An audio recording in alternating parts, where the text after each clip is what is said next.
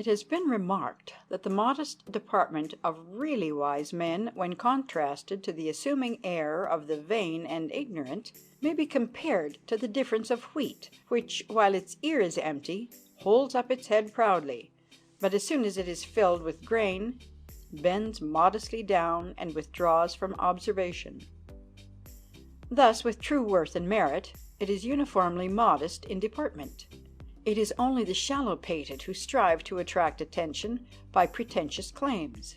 The ocean depths are mute. It is only along shallow shores that the roar of the breakers is heard. It is not difficult to draw the line between self-reliance and modesty on the one hand, and self-esteem and arrogant pretensions on the other. True self-reliance does not call on all men to witness its exploits. It displays itself in action.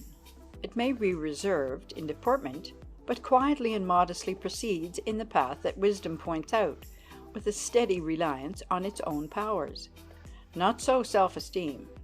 Its boast is that it is sufficient for all things, which, to be sure, were not so bad were it not for the fact that when put to the test by necessity, it so quickly abandons its pretentious claims, and forgetting to use its own powers, is anxious only for the aid of others. Modesty is a beautiful setting to the diamond of talents and genius. The mark of the truly successful man is absence of pretensions. He talks only in ordinary business style, avoids all brag, dresses plainly, promises not at all, performs much, speaks monosyllables, hugs his fact. He calls his employment by its lowest name, and so takes from evil tongues their sharpest weapon. Who made more wide and sweeping discoveries, of more far-reaching consequences than Newton? Yet listen to his modest confession. I know not what the world may think of my labors, but to myself it seems as though I had been but a child playing on the seashore, now finding some pebble rather more polished, and now some shell rather more agreeably variegated than another, while the immense ocean of truth extended itself unexplored before me. Thus it is always found that modesty accompanies great merit, and it has even been said that merit without modesty is generally insolent in expression. The greatest events in the world's history dawn with no more noise than the morning star makes in rising. All great developments complete themselves in the world, and modestly wait in silence, praising themselves never, and announcing themselves not at all. If honesty be the best policy, we cannot deny that modesty, as a matter of policy even, hath a rare virtue. What so quickly commands our good wishes, as modesty struggling under discouragement? What our sympathy, more than modesty struck down by affliction? Or what our respect and love, more than modesty ministering to the distresses of others? There is no surer passport to the favors of others than modesty of deportment. It will succeed where all else has failed to waken in the minds of others an interest in our affairs. It is to merit as shades to figures in a picture, giving it strength and beauty. Modesty is not bashfulness, though the two are often confounded. The bashfulness of timidity is constitutional.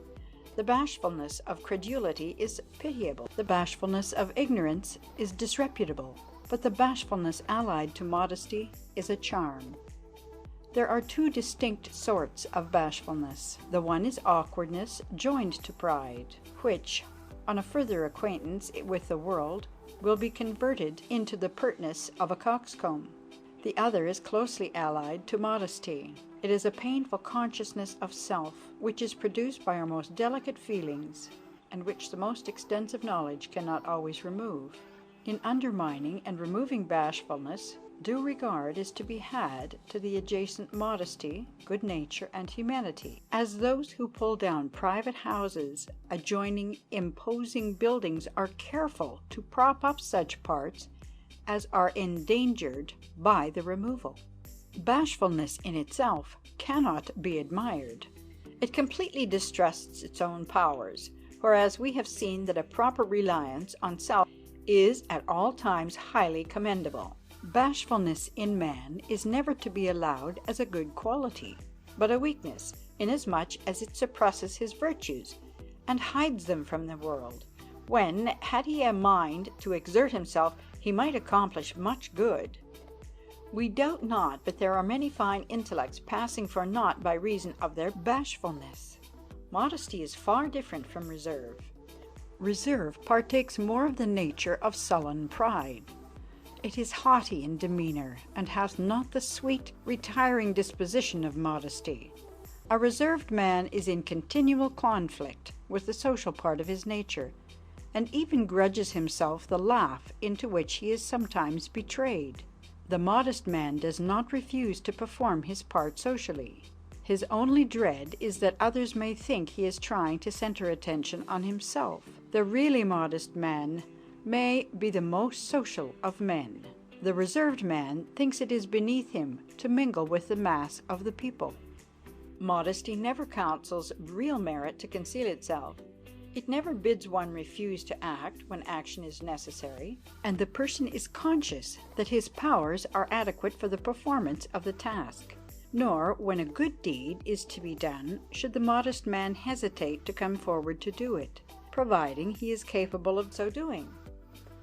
Modesty counsels none to be backwards where duty points the way, but modesty strictly forbids that when a good or meritorious action is done, that the performer should spread abroad the story of his doings.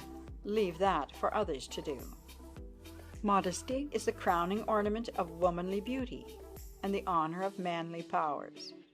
It alike becomes every age, giving new grace to youthful figures, and imparting a pleasing virtue to years.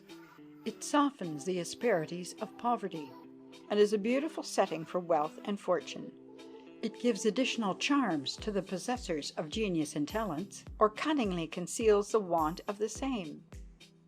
It is the key that unlocks alike the gate to success, or the door of love and respect. It makes life pleasant to one who exercises the virtue, and charities bestowed by its hand are worth far more to the recipient than their mere pecuniary value.